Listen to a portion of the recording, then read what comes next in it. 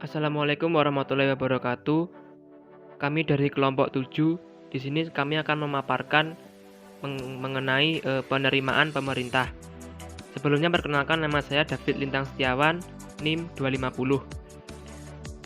Di sini saya akan memaparkan mengenai insiden pajak dan distribusi pendapatan. Teori yang menganalisis pihak yang menderita beban pajak disebut teori insiden pajak.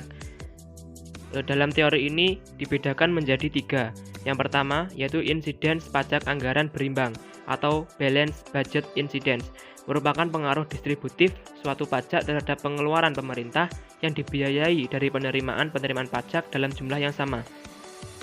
Yang kedua adalah insiden pajak absolut atau absolute incidence. Analisis ini hanya melihat pengaruh dari suatu jenis pajak, misalnya pajak pendapatan, terhadap distribusi pendapatan masyarakat tanpa melihat efek distributif jenis-jenis pajak lainnya, atau juga efek distributif dari suatu program pemerintah atau pengeluaran pemerintah sendiri. Dan yang ketiga adalah insiden pajak diferensial atau differential incidence. Analisis insiden pajak diferensial menganalisis pengaruh distribusi pendapatan dari suatu jenis pajak apabila digantikan dengan jenis pajak lain untuk membiayai aktivitas pemerintah dalam jumlah yang sama. Dengan kata lain, insiden pajak diferensial ini menganalisis berbagai alternatif pembiayaan dengan perpajakan suatu program pemerintah.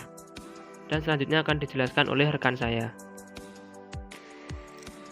Materi selanjutnya yaitu insiden pajak keseimbangan parsial.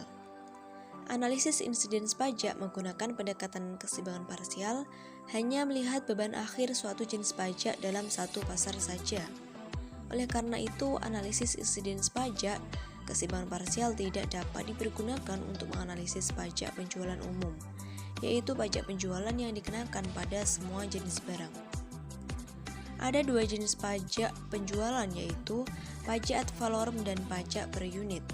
Yang disebut sebagai pajak ad valorem adalah pajak penjualan yang dikenakan berdasarkan nilai. Misalnya untuk penjualan tekstil, dikenakan pajak ad valorem sebesar 10% dari harga jualnya. Dengan demikian, walaupun tarif ad valorem ditetapkan sama untuk setiap jenis barang, akan tetapi jumlah pajaknya akan meningkat dengan semakin tingginya harga jual barang. Sedangkan pajak penjualan per unit dikenakan berdasarkan jumlah unit barang yang dijual.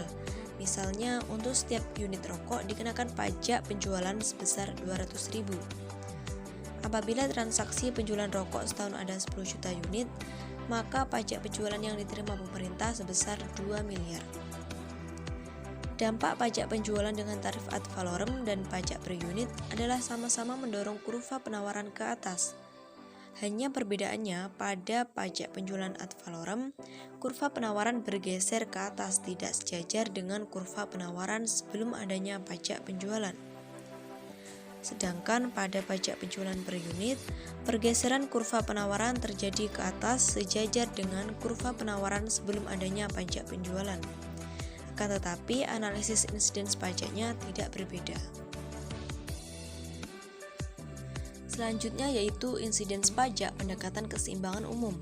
Dalam pendekatan ini, tidak saja melihat alokasi beban pajak pada sektor yang dikenakan suatu pajak, tetapi juga pada sektor-sektor lainnya yang berhubungan. Untuk menganalisis insiden pajak dengan model keseimbangan umum, dapat menggunakan model dengan 2 sektor dan 2 jenis faktor produksi. Misalkan dalam suatu perekonomian hanya ada 2 sektor, yaitu sektor X dan sektor Y. Kedua sektor tersebut hanya menggunakan 2 faktor produksi, yaitu modal dan tenaga kerja. Dalam model insiden pajak keseimbangan umum, ada 9 jenis pajak yang mungkin dipungut oleh pemerintah, yaitu yang pertama, pajak yang dikenakan pada pemilik modal di sektor Y. Yang kedua, pajak yang dikenakan pada pemilik modal di sektor X. Yang ketiga, pajak yang dikenakan pada upah karyawan di sektor Y. Yang keempat, pajak yang dikenakan pada upah karyawan di sektor X. Yang kelima, pajak atas barang Y. Yang keenam, pajak atas barang X. Yang ketujuh, pajak atas modal yang dikenakan pada kedua sektor X dan Y. Yang kedelapan, pajak atas upah yang dikenakan pada kedua sektor X dan Y. Dan yang kesembilan, pajak pendapatan. Nama saya Muhammad Rizky Wahyu Pratama, NIM 258. D. Prinsip pengenaan pajak. Nah, dalam membahas keadilan dalam suatu sistem pajak, di sini ada dua prinsip keadilan yang digunakan. Yang pertama yaitu prinsip manfaat dalam perpajakan, yang kedua prinsip kemakmuran membayar. Kita bahas dulu yang pertama, yaitu prinsip manfaat dalam perpajakan. Setiap orang harus membayar pajak sebesar manfaat yang dia terima dari aktivitas pemerintah. Nah, dari definisi tersebut dapat dilihat bahwa prinsip manfaat sesuai dengan insiden keseimbangan anggaran, kedua-duanya berdasarkan model pertukaran sukarela atau voluntary action model. Yang kedua, prinsip kemakmuran membayar.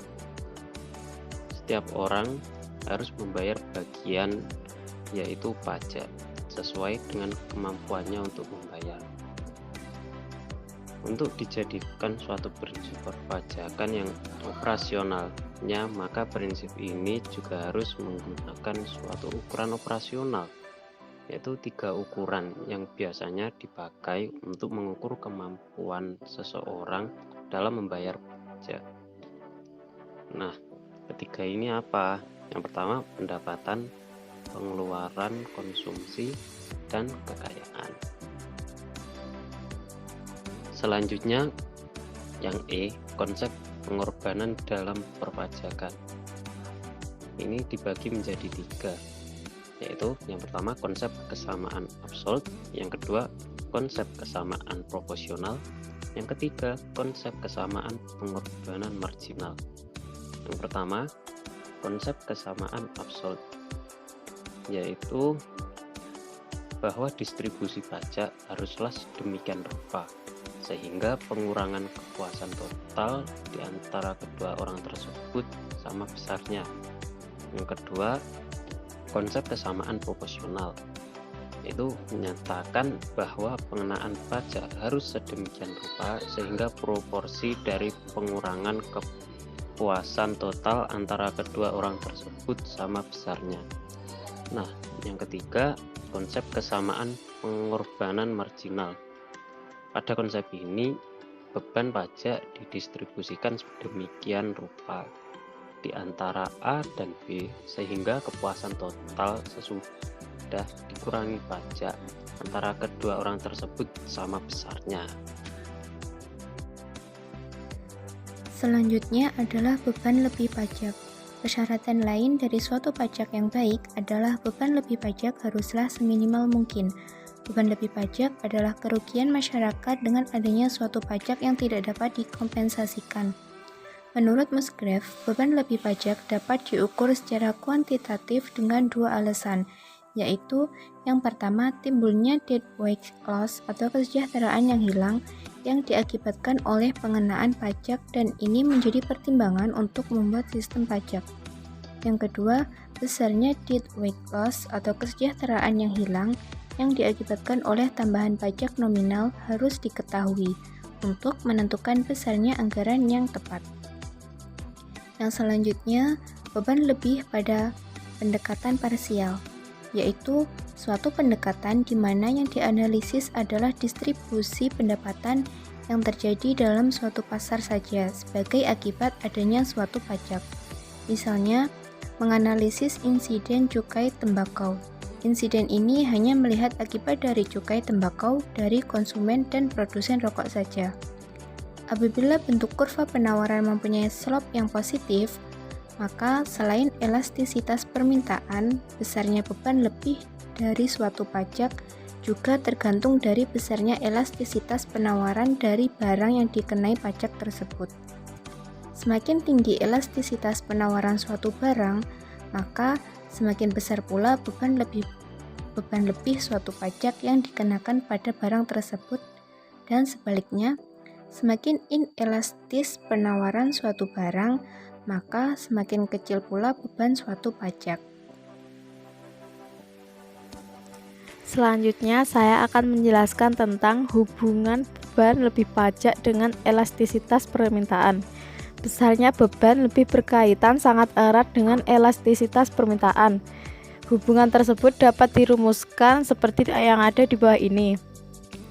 Dari permintaan di atas dapat dilihat bahwa besarnya beban lebih tergantung dari beberapa faktor, yaitu elastisitas permintaan, tarif pajak, jumlah barang, dan harga barang. Semakin besar elastisitasnya, akan semakin besar beban lebih. Begitu juga semakin besar tarif pajaknya, maka semakin besar pula secara kuadratik beban lebih yang diderita masyarakat. Beban lebih dari pendekatan keseimbangan umum. Analisis mengenai beban lebih yang diuraikan di atas merupakan analisis suatu pasar saja atau partial equilibrium analysis. Oleh karena itu, perhitungan beban lebih dengan pendekatan keseimbangan parsial akan menjadi terlalu rendah atau terlalu tinggi karena tidak memperhitungkan dampaknya terhadap pasar-pasar lainnya yang terkait. Untuk melihat bagaimana perhitungan beban lebih dengan memperhitungkan pasar lainnya yang terkait, digunakan analisis keseimbangan umum atau general equilibrium analysis. Selanjutnya, kriteria sistem pajak lainnya. Beberapa kriteria suatu sistem pajak yang baik lainnya adalah unsur kepastian, biaya administrasi yang minimal, pelaksanaan enforcement, dan dapat diterima oleh masyarakat. Aktivitas investasi yang dilakukan oleh masyarakat memerlukan biaya yang sangat besar dan penuh resiko. Oleh karena itu, para investor harus mendapatkan kepastian akan besarnya pajak yang harus dibayar. Selain itu, kriteria lainnya adalah bahwa suatu sistem pajak juga harus dapat diterima oleh masyarakat. Sebab suatu sistem pajak yang tidak dapat diterima oleh masyarakat akan menyebabkan unsur-unsur untuk menghindarkan diri dari pajak yang lebih besar. Upaya masyarakat untuk menghindarkan pajak suatu hal yang sangat alamiah, mengingat pajak merupakan suatu pungutan paksaan dan suatu yang dipaksakan pasti akan menimbulkan resiko negatif. Upaya penghindaran pajak oleh masyarakat dapat dilakukan secara yang satu. Tax evasion merupakan tindakan yang melawan hukum. Bagi pelaksanaannya akan dikenakan sanksi atau hukuman, misalnya tidak melaporkan penghasilan yang sesungguhnya dengan tujuan mengurangi kewajiban membayar pajak. Yang kedua, tax avoidance merupakan tindakan yang tidak melanggar hukum, oleh karenanya para pelaku tidak dapat dikenakan hukuman, misalnya pengenaan pajak penghasilan di suatu negara yang menyebabkan seseorang berpindah menjadi warga negara lain. Demikian penjelasan materi tentang penerimaan pemerintah. Ada kurang lebihnya mohon maaf. Wabillahi taufiq wal hidayah. Wassalamualaikum warahmatullahi wabarakatuh.